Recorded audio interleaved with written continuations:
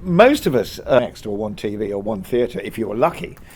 And incidentally, it was a lot easier in 1976 than it is now to work. So, but we were all kind of just interested in the next job, really. So, and I think it's a bit the same today, is the frisson, which is a bit of a nerdy word to use, but the frisson of getting a job lasted an instant. Everything after that point is terrible. It's downhill from that point after getting a job. But so, I mean, Greedo only became Greedo later on in life, not from the point that I got offered Star Wars, which wasn't Star Wars, which was Blue Harvest and something else before Blue Harvest. So at the point of getting the job, I was pretty nonplussed, to be quite honest, but glad to be doing something. And 1976, and it was through Anthony Daniels that he very kindly, because we were working together in a thing for the BBC called Jackanory, which was the original, the kids' TV series Jackanory. I was doing a little bit in that, and he rang me up one evening and said, I'm doing a sci-fi movie, and the director needs other actors. Are you interested? And I said, oh, go on then. And the next morning I found myself at Elstree Studios, meeting a very young George Lucas, who it didn't even feel like an interview or an audition. He just explained a bit about the script he'd done, which sounded kind of interesting. And the next day after that, I got the job, and about a month after that, I was at Elstree doing a life mask for Greedo. But I had, until I got the script, which was about 6 weeks later, I had no idea what the character was going to be or what my scene was going to be, if anything at all. And it only when after I read the scene, and incidentally, I've still got the original script of Star Wars, which is like a telephone directory. It was vast with much stuff in it. Did I think, oh, this sounds pretty cool, because it was a cowboy and Indian scene. It was the gunfight at the saloon, and I thought that bit of it was pretty cool. So I thought, oh, this is kind of interesting.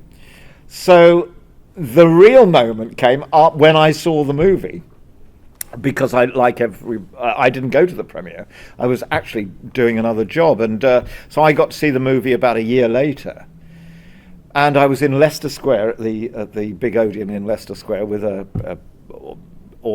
crowd of punters, and watched the movie. And like everybody else, as soon as the battle destroyer goes across your head, I was caught, because I kind of liked sci-fi, and I was so excited halfway through the movie that when my little scene came up on screen, I jumped up and said, "That's me!" I was so excited. So it was a moment, but only about a year later. Have you ever discussed with Warwick Davis about him doing the junior version? I have, yes. I asked him, I said, Warwick, that was you, wasn't it? And it was... Phantom Menace. Phantom Menace, yeah, Phantom Menace. I said, was that supposed to be Greedo as a young kid? And he said, George never told me. So all I gathered was that he was a Rhodian of some kind. But yeah, I have talked to him about it. Excellent, thanks. And obviously, we've just had the release of Solo, exploring the backstory of Han, and there's a feeling that hopefully there's going to be more installments of that based around Han's experiences with Jabba. Would you like to see Greedo feature in that story? Would you like to see the character fleshed out as he was in the expanded universe book? Yes, he has been. I haven't read all that many of the expanded universe, but I do know what you're talking about. I have read a few bits and pieces. Yeah, I mean, it would be marvellous to see.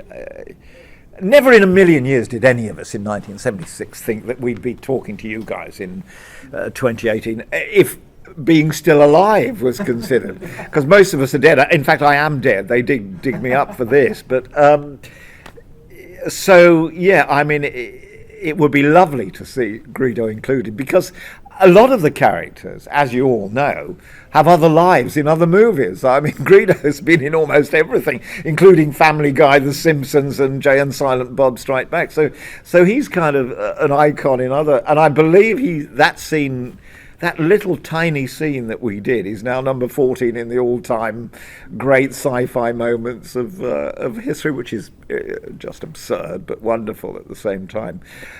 So yes, it would be lovely to see a bit more about Greedo, even though he was a terrible assassin. Well, there's one of the big questions actually that I've wanted to segue to, which you probably get asked a lot. Did Han shoot first? Well, yes, of course he did. I know, because I was there. And if I'd shot first, I would have run off with Princess Leia. I would have defeated Vader. I would have certainly shot Jar Jar Binks, eaten the Ewoks. I would have barbecued them gently for a few minutes because they taste better after softening. But yes, he certainly did. We were this close. How could Greedo miss? I mean, what a terrible... The other point was, of course, he did go to Assassin College, but a close range day, he was at home with Mrs. Greedo. Grassy Knoll, he would have been fine because he'd done the training. Exactly, yes, he went to the same college as the stormtroopers. So yes, he did definitely shoot first. Incidentally, nobody shot at all. Actually, in reality, Greedo met his demise as a dummy being blown up in a seat. That's how he died. But because, of course, in 1976, and to a certain extent today, nobody knows how to do a scene until the point you come to do it. And then in 1976, there were a lot of special effects guys and the Jelly Knight Man on every movie who you dreaded because he would always try and do something disastrously dangerous to you, because as actors we're pretty ten a penny and you can always get another actor as that one is being wheeled off to hospital. So as my point in being shot happened in the now famous scene, they stuck a dummy and filled it full of explosives and blew it up, which of course went everywhere and destroyed half the set, and then they had to set it all again and took the burning costume off it and put it on me, which is why I died pretty quick, falling onto the table rather than a long, prolonged death. But so nobody shot at all, actually, in the original. Tell us a little bit about your career in general. Like, as you said, you've been a working actor most of your life. Yeah, I've been very lucky, really. I mean, I've retired now. I don't act anymore, but I retired about 2 or 3 years ago. Because I love doing conventions. That's fantastic. Going all over the world, meeting people, and they give you money. I like that a lot. And as an actor, it wasn't as easy as that. But I was very lucky. I mean, I spent 2 or 3 years in Hong Kong working over there in TV and the odd movie. Did a lot of dubbing. I worked in a theatre company over there with a lot of Chinese actors. I've worked all over Europe and the UK in the theatre.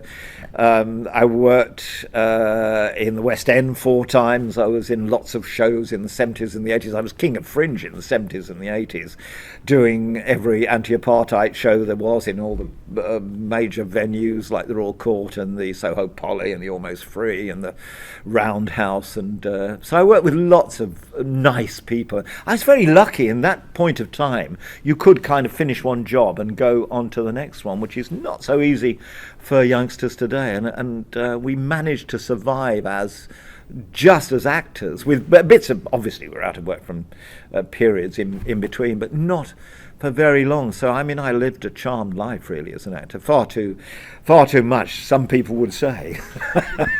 It's actually funny you're saying about China, because I've done a couple of work doing Chinese commercials and stuff like Fantastic. that. It's one of those things that seems to keep happening, where you go from cast from one TV show, then you'll do a commercial and then you do another one. I did 2 commercials in China, one of which was quite famous because it was around about the late 70s, early 80s in Hong Kong, and it was the first commercial they did. I think it was for a hotel chain, with a couple taking a Chinese couple out to supper at a very snotty Italian restaurant, and they order in terrible Italian, trying to show off to the 2 Chinese youngsters who were there, the sort of young married couple, and the Chinese in fluent Italian order perfectly, and the Chinese went mad for it because it was the first time a sort of expatriate English couple were taken the piss out of in China, and they adored that because prior to that none of that had ever happened. So it became quite a famous commercial.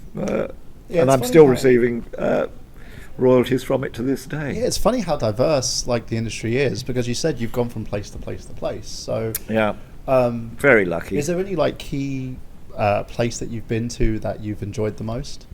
What, in the world, you mean, working? I loved Hong Kong. I mean, that was fabulous. And I worked in Singapore as well. I did Madam M Butterfly in Singapore years ago, which was fun too.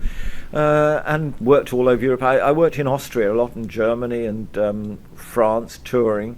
I did a couple of tours actually with Jeremy Bullock. That's how I got into doing conventions, who is Boba Fett. And Jeremy, we were doing a thing for Derek Nimmo. Do you remember Derek Nimmo, the guy who used to do all Gas and Gators? And he had this wonderful touring company throughout the world. And you'd go and play in hotels. And Jeremy and I were doing an Alan Ayckbourn, I think it was, somewhere. And he said to me one night, we were backstage, and he said, "You were in Star Wars, weren't you?" And I said, yeah, I did Star Wars. And he said, "Why don't you do conventions?" And I said, "What's a convention?" So he was responsible for me for getting into conventions. Thank you, Jeremy. The check's in the post if you're awake. George, thank you very much. And he, mind you, he was always pretty. As a director, he was quite shy, and rather retiring. Really, he wasn't one of those sort of big hands-on directors who would direct you every moment. So he was always kind of a quiet and shy man. But yeah, I saw him a couple of times. I've seen him since, but he's always been whisked off somewhere in some limo before. And Harrison I haven't seen for years. I do remember saying to him once on set, because he was asking us where he should go for a holiday in England, and I think I was the one who suggested, why don't you try going on a barge, because it's quite fun going down the canals and things. And then I think he took his Callista Flockhart on a barging holiday, which she loathed. So sorry about that, Harrison. I don't come to me for holiday advice in future. Greedo's Revenge. Greedo's Revenge. No, Greedo's Revenge was when I actually saw Han Solo die. I was the only one in the cinema, with everybody else sort of in tears, and me going, "Yes, 40 years it's taken. Finally, Greedo gets his revenge." And on that note, we're going to have to get back to... Perfect. Thank you so much. My pleasure. Thanks, guys.